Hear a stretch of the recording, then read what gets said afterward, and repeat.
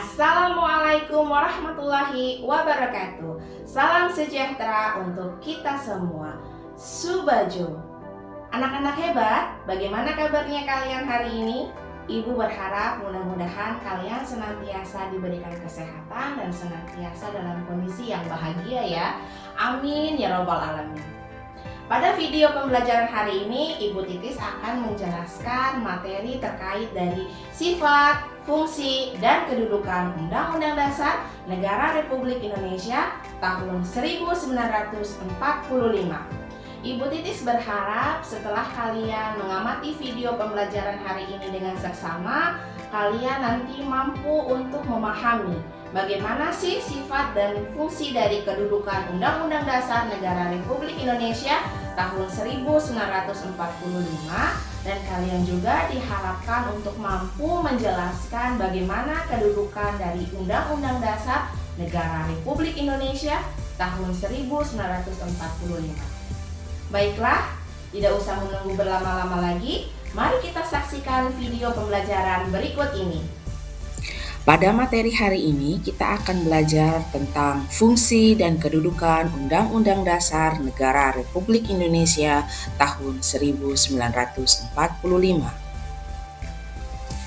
Dua hal yang akan kita pelajari pada video pembelajaran kali ini, di mana kita akan belajar tentang sifat dan fungsi Undang-Undang Dasar Negara Republik Indonesia tahun 1945, dan kita juga akan belajar tentang kedudukan Undang-Undang Dasar Negara Republik Indonesia tahun 1945.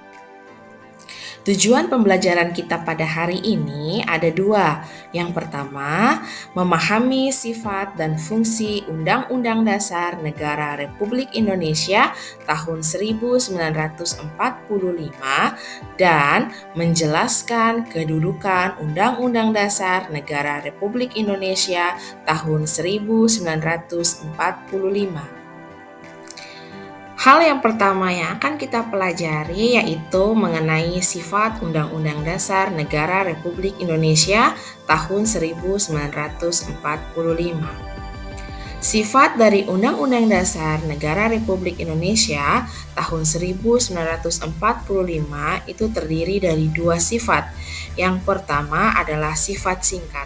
Apa sih maksud dari singkat? Maksud dari singkat ini artinya Undang-Undang Dasar Negara Republik Indonesia tahun 1945 hanya memuat aturan-aturan pokok saja, di mana Undang-Undang Dasar hanya memuat garis-garis besar saja sebagai perintah kepada penyelenggara negara untuk menyelenggarakan negara.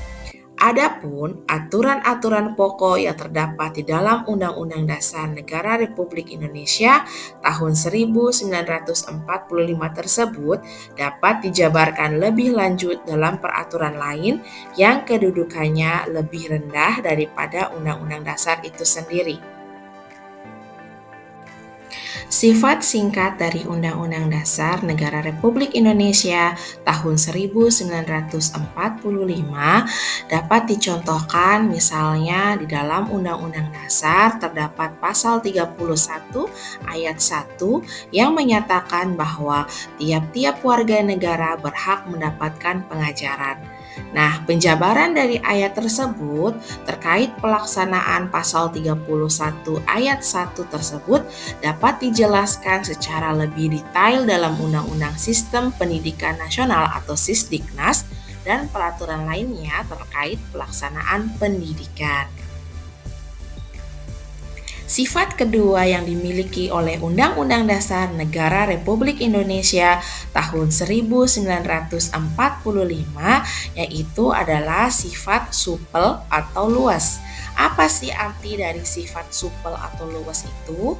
Sifat supel atau luas itu memiliki arti bahwa Undang-Undang Dasar Negara Republik Indonesia tahun 1945 dapat mengikuti perkembangan zaman dan mampu menyesuaikan diri dengan segala situasi dan kondisi perkembangan zaman yang terus berubah.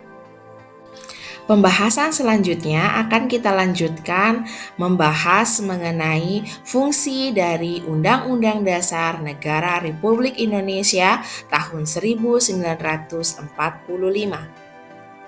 Anak-anak hebat, fungsi dari Undang-Undang Dasar Negara Republik Indonesia tahun 1945 itu ada 3. Yang pertama, fungsi sebagai alat kontrol.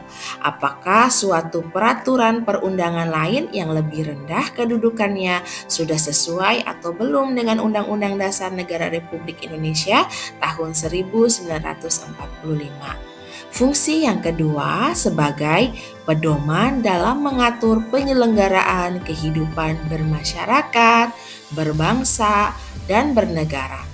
Sedangkan fungsi yang ketiga sebagai pedoman dalam menyusun peraturan perundang-undangan. Pembahasan selanjutnya mengenai kedudukan Undang-Undang Dasar Negara Republik Indonesia tahun 1945 dalam sistem hukum nasional. Kedudukan Undang-Undang Dasar Negara Republik Indonesia tahun 1945 itu ada 2. Yang pertama merupakan sumber hukum tertulis tertinggi.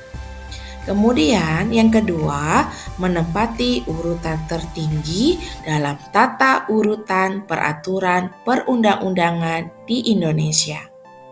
Baiklah anak-anak hebat, demikianlah video pembelajaran kita hari ini. Sampai jumpa pada video pembelajaran berikutnya dan tetap semangat untuk belajar ya. Wabillahi taufiq wal hidayah. Wassalamualaikum warahmatullahi wabarakatuh. Subajo.